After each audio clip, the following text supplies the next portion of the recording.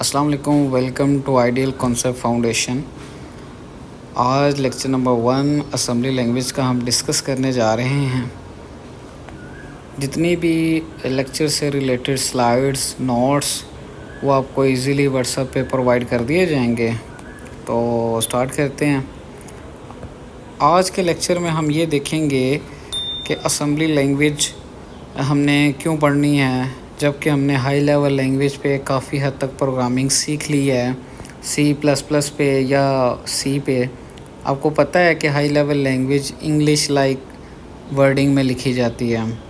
Let's suppose आपके पास एक programmer है जो कि हाई लेवल लैंग्वेज में अपना प्रोग्राम लिख सकता है। वो C यूज़ कर ले, C++ यूज़ कर ले या कोई भी हाई लेवल लैंग्वेज को वो यूज़ कर ले। अब आप देखें कि जब हाई लेवल लैंग्वेज हम कंप्यूटर को देते हैं तो वो डायरेक्टली उस चीज़ को अंडरस्टैंड नहीं करता।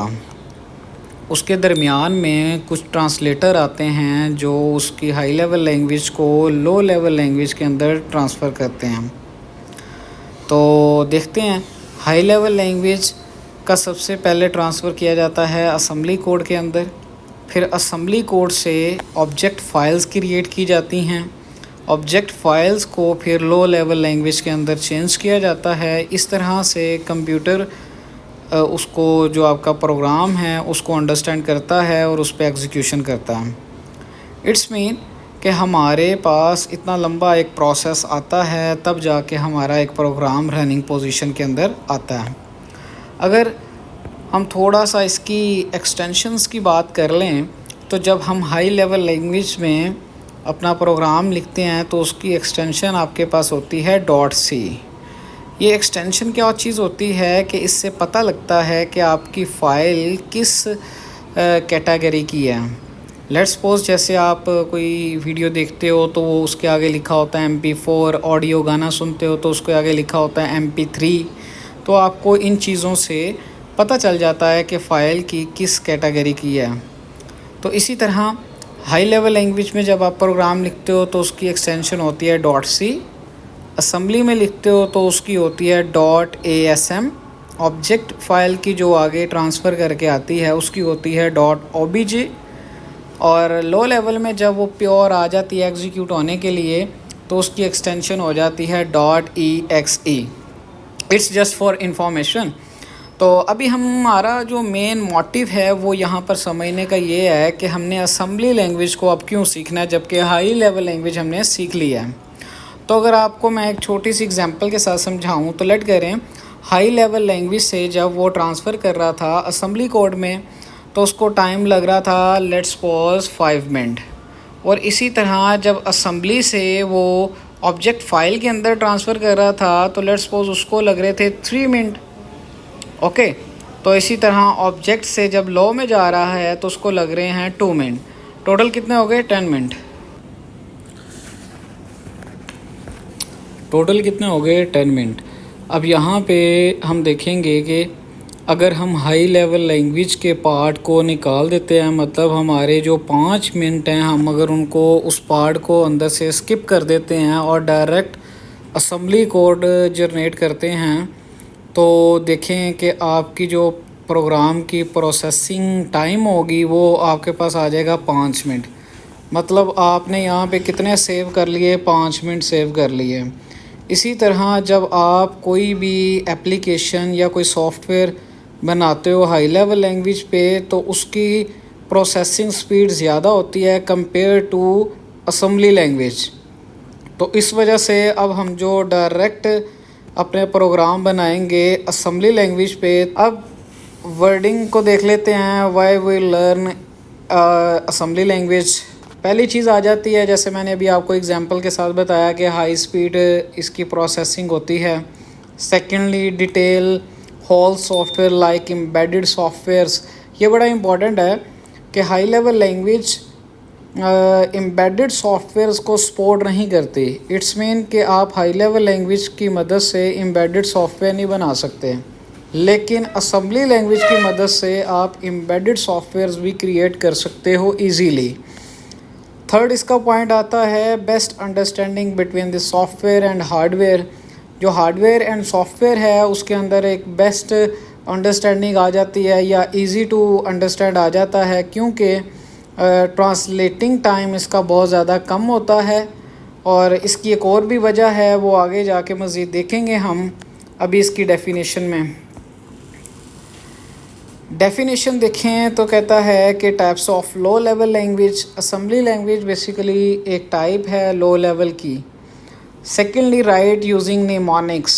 अब ये जो निमोनिक्स है ये लुक लाइक जैसे हम एडिशन को ऐड लिख देते हैं, सब्ट्रैक्शन को सब लिख देते हैं, लेकिन यहाँ पर कुछ स्टूडेंट्स का ये कहना होता है कि जो ऐड है वो दिखने में इंग्लिश लाइक लैंग्वेज ही दिखाई देती है, तो हम इसको लो लेवल के अंदर फिर क्यों कंसीडर करते हैं। तो ये एक बड़ा अजीब सा कॉन्सेप्ट है। लेकिन एडिशन एक इंग्लिश लाइक वर्ड है, इंग्लिश का वर्ड है, लेकिन ऐड या सब ये इंग्लिश डिक्शनरी के अंदर नहीं आते वर्डिंग। ये ऐसे वर्ड्स होते हैं जो प्रोग्रामर जिसने लैंग्वेज क्रिएट की है वो इस तरह के वर्ड्स छोटे रख देता है, लाइक निमोनिक्स या कीवर्ड्स। ठीक है, इनका एक स्पेसिफिक काम होता है अंदर लैंग्वेज के, स्पेसिफिक पर्पस होता है। तो इसको हम इंग्लिश लैंग्वेज के अंदर कंसीडर नहीं करेंगे, हम इसको निमोनिक्स का नाम देंगे। थर्डली कहता है by learning assembly language the programmer is able to write to the code to access registers and able to retrieve the memory addresses. अच्छा, असेंबली लैंग्वेज सिर्फ दो चीज़ों की बेस पे लिखी जाती है। First of all mnemonics, secondly registers. इन दो चीज़ों के ऊपर हमने सारी की सारी असेंबली लैंग्वेज को राइट करना है, इसका कोड। नेक्स्ट इसकी हिस्ट्री की बात कर लेते हैं तो 1950s के अंदर असेंबली लैंग्वेज को क्रिएट किया गया था। अच्छा, क्रिएट क्यों किया गया था, तब क्या ज़रूरत पड़ी कि असेंबली लैंग्वेज हमने बनाई। तब ऐसे होता था, जो आपके कंप्यूटर सिस्टम थे बहुत बड़े होते थे, लाइक रोम की तरह एक एक चीज़ को उन्होंने क्रिएट किया था। तो जब तमाम इतने बड़े सिस्टम को या इतनी बड़ी मेमोरी को या इतने बड़े प्रोसेसर को आपस में कम्युनिकेट करवाना होता था, तो उसको वर्ड दिया गया असेंबल का, कि हमने इन सारे कंप्यूटर्स के पार्ट्स को, कंपोनेंट्स को असेंबल आपस में करवाना है। तो असेंबल करवाने के लिए हमें लैंग्वेज की ज़रूरत पड़ी, जो कि आपको डेविड जॉन व्हीलर ने बनवा के दी थी, और इसका नाम दिया था असेंबली लैंग्वेज। ये कुछ इस तरह के प्रोफेसर साहब थे कंप्यूटर साइंस के यूनिवर्सिटी ऑफ द कैम्ब्रिज में। इसी तरह कोई इंफॉर्मेटिव साथ में चीज़ अगर हम ऐड करें तो आपके पास मदर ऑफ़ द कंप्यूटर जो है वो एडा लवलेस कहलाती है। इसको मदर ऑफ़ द कंप्यूटर इस वजह से भी कहा जाता है कि क्योंकि ये first programmer of computer science थी। Father of the computer Charles Babbage को क्या कहा जाता है। अच्छा, अब बात कर रहे हैं एडवांटेज ऑफ असेंबली लैंग्वेज में। पहला यह इट रिक्वायर्ड लेस इंस्ट्रक्शंस। जैसे हम हाई लेवल लैंग्वेज में बहुत सारी इंस्ट्रक्शंस लिखने बैठ जाते थे लंबी लंबी, इसमें ऐसा कोई सीन नहीं होगा, एक दो वर्ड की ही इंस्ट्रक्शन दी जाएंगी। Assembly language are still in use, अभी तक यूज़ में है। Not required track memory locations, आपको कोई ज़रूरत नहीं पड़ेगी इसमें मेमोरी ट्रैक करने की।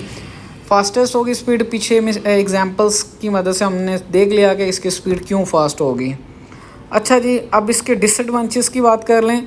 इसमें lot of time and effort आपकी कंज्यूम की जाती है, लेकिन मेरे मुताबिक वो भी नहीं होती, क्योंकि इसमें प्रोग्रामिंग बहुत ईजी है compare to high level language. Next point इसमें का complex and difficult to understand, need more memory to run long program. हाँ, अगर आप बहुत बड़ा प्रोग्राम लिख रहे हो तो उसके लिए आपको मेमोरी काफ़ी पहले से ऑलरेडी फिक्स करवानी पड़ेगी। Like machine language, it also depended on machine.